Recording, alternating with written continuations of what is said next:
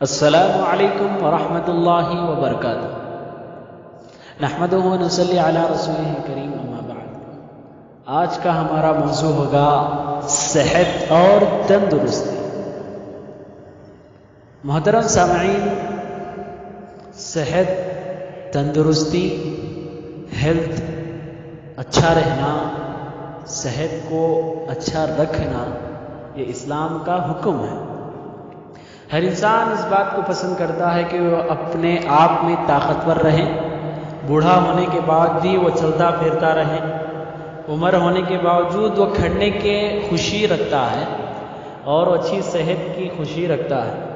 کوئی انسان یہ پسند نہیں کرتا کہ وہ کمزور ہو جائے، اسے بیماری لاحق ہو، اسے وقت سے پہلے بیماریاں لاحق ہوں، کوئی انسان پسند نہیں کرتا۔ تو اسلام یہی چاہتا ہے، اسلام اس بات کے اصول بھی سکھاتا ہے۔ تو اس وجہ سے ہم اسلام کو اگر لازم پکڑیں تو ہماری دنیا بھی سنور سکتی ہے اور آخرت بھی۔ اسلام صحت کے بارے میں کیا کہتا ہے؟ رب العالمین نے قرآن میں آیتیں نازل کیا جس میں ڈائریکٹ صحت کے بارے میں نہیں بلکہ انڈائریکٹ سے کئی چیزیں ایسے ہیں جو صحت پر دلالت کرتے ہیں۔ اب پہلی بات، عالم کے اعتبار سے میں بات بتاؤں کہ رب العالمین نے جو حکم زیادہ تر قرآن میں دیا ہے واقیم الصلاۃ کا حکم ہے۔ تو اس وجہ سے آج بھی سائنسدانوں نے، ڈاکٹروں نے یہ بات کہتے ہیں کہ یوگا کرنے سے انسان کی صحت اچھی ہوتی ہے۔ قرآن میں اور اسلام میں فجر کی نماز پڑھنے کی فضیلت اس سے کئی گنا زیادہ ہے، تو فجر کی نماز پڑھا کرو، آپ کی صحت بہت اچھی رہے گی۔ دوسری بات، اللہ نے کہا وَثِيَابَكَ فَطَهِّرْ ان اللہ یحب التوابین ویحب المتطہرین۔ پاک صاف رکھا کرو، پاک صاف رہا کرو۔ تو طہارت، پاک صفائی اسلام کے بہت ہی اہم بنیادی چیزوں میں سے۔ حدیث میں بھی اس کی وضاحت ملتی ہے۔ اللہ کے رسول نے کہا ان الطہور شطر الایمان، آدھا ایمان آپ کی پاک صفائی میں ہے۔ آپ کے ماحول کو پاک صاف رکھو، کپڑوں کو پاک صاف رکھو، ذہن کو پاک صاف رکھو، اپنے دلوں کو پاک صاف رکھو، نگاہ ہو، زبان ہو، آپ کی ہر چیز پاک صاف رکھو۔ جو اسلام اسی کے بارے میں بہت ہی بہترین تعلیمات ہم کو سکھاتا۔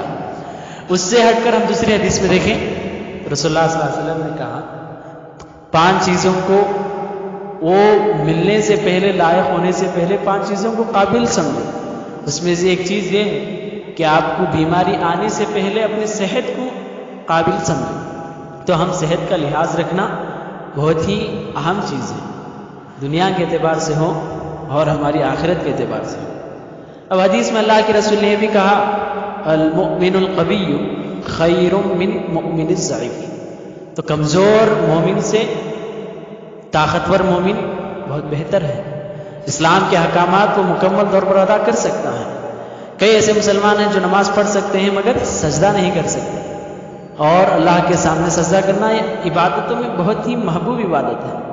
تو اس وجہ سے طاقتور مومن اللہ کو بہت پسند ہے کمزور مومن کے مقابلے میں۔ تو طاقتور مومن اسی کو کہتے ہیں جو صحت مند رہتا ہے۔